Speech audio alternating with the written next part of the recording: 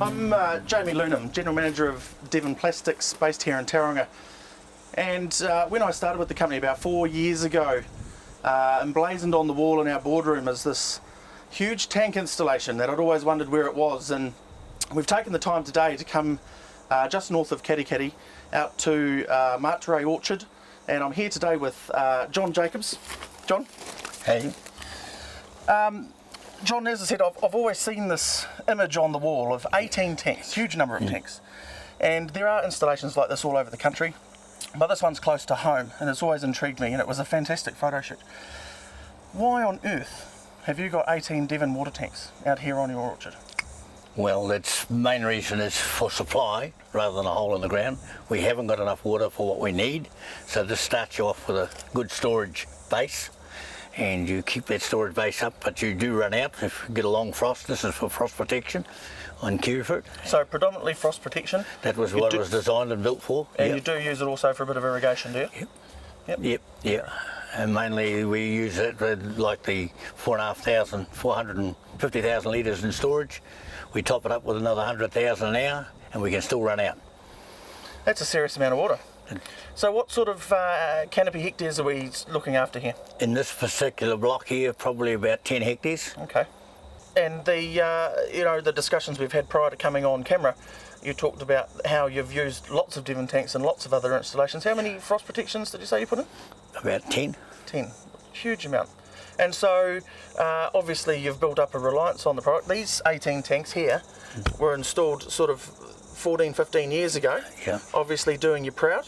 They're showing their age with a little bit of mould and moss, but doing the job as they're intended. Yeah, yes, very much so. They've done very well. I've had no hassles with this bank whatsoever. They've been very good. And no, I've got nothing at all to hide from them. So quite an impressive bore. What sort of water was that lifting again? About 80,000, around figures about 80,000 an hour. Wow. And then we bring in another supply when needed, if we have to. And an impressive transformer, so obviously she drinks a bit of juice. Drinks a lot of powder, very big powder, and you pay for that by the day. You don't pay for sitting it there. No, right. You don't pay for it when you use the power. So tell me about a frosty morning. So it gets down to what sort of temperature when you start going to flick the valves on? 4 degrees. Right. An alarm goes off beside my bed. Right. Out of bed. Down here in your pyjamas? No. Something a bit warmer than that. And back and just checking the handheld thermometer around all the sites where we are, where the coldest points are, checking temperatures, making sure we can have it automatic, but we prefer, because of our limited water supply, that it doesn't start when there's a little blip in the system, like in coldness.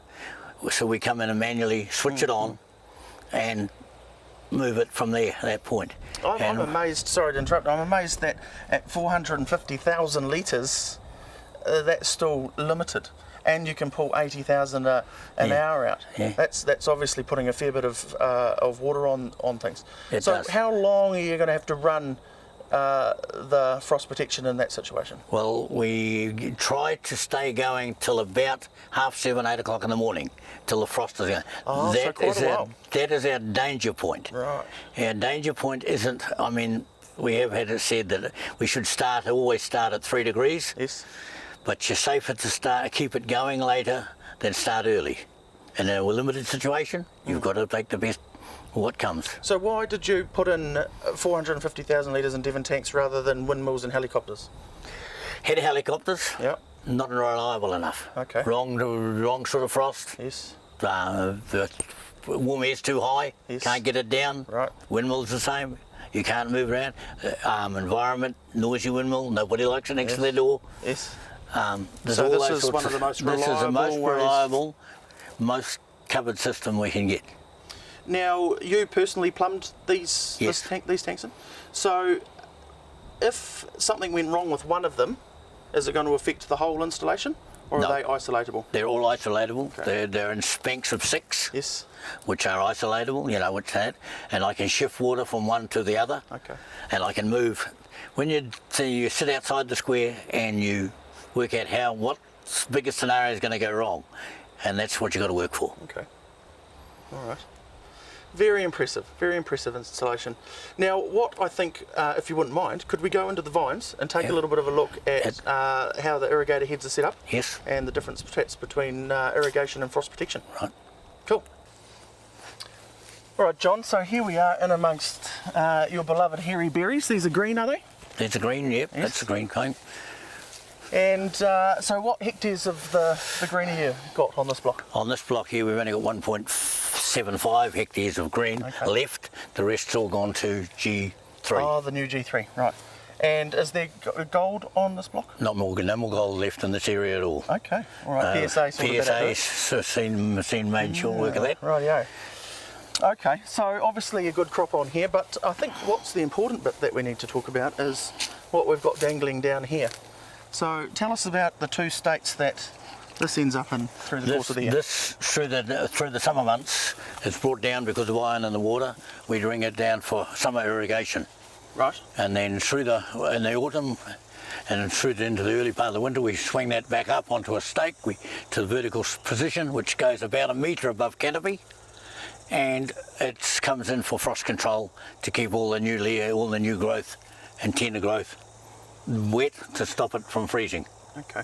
So when it's irrigating, how are you knowing when to turn on your irrigator? You're doing soil moisture tests and things like that? we have tensiometers which in the ground which give us a pretty good indicator of where the moisture levels are. Right. Seat of the pants is a fantastic one too. Yes. But that's where we're at. We use tensiometers and then move from there to just regular. When are you taking these and popping them upstairs? This will go when we know that we're sort of heading into picking or just around picking or just after picking. Right. Probably even sometimes as late as after pruning because we have problems with secateurs. Yeah, snip, snip. And so these are 360 degrees, are they? Yep. They run 360 degrees roll. That just spins at a great rate. Oh yeah. And the water's coming out at a very good fast, and that's just spinning very fast. Okay. And it just comes out as a little light rain. Right. Okay. And how intermittent are these? How often do they occur? About every 6 metres. Oh, okay, so quite a good reach. Yeah, and they're 6 metre. They run out, 6 metres down, 6 metres up. But we try to overlap everything into that area. So just to hook back to our tanks, 450,000 litres. Frost protection's on full tit. Yep. How long is it going to go for? 8 hours. 8 hours. And I've run out. And then you run out. I've run out. Right. So that's why, hence, it's the key of when you start rather than when you finish. Yep. You've got to know when the frost will run out, so that's where you know. A very impressive installation. So this is the biggest one you've got on all of the orchards? Yep. 18 tanks, 400. I'm so bloody glad that we got out here because I've always looked at that picture and wanted to hear the whole story. So I'm very, very grateful. Yep. Thank you very much, John. Thank you. Cheers, mate.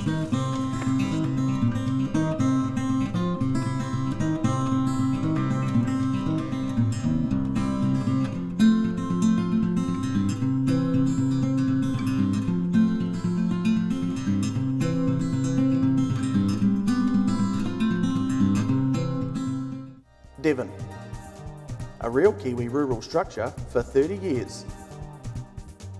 Owned by Kiwis, run by Kiwis, made by Kiwis, for Kiwis. There's no other tank I'll have around here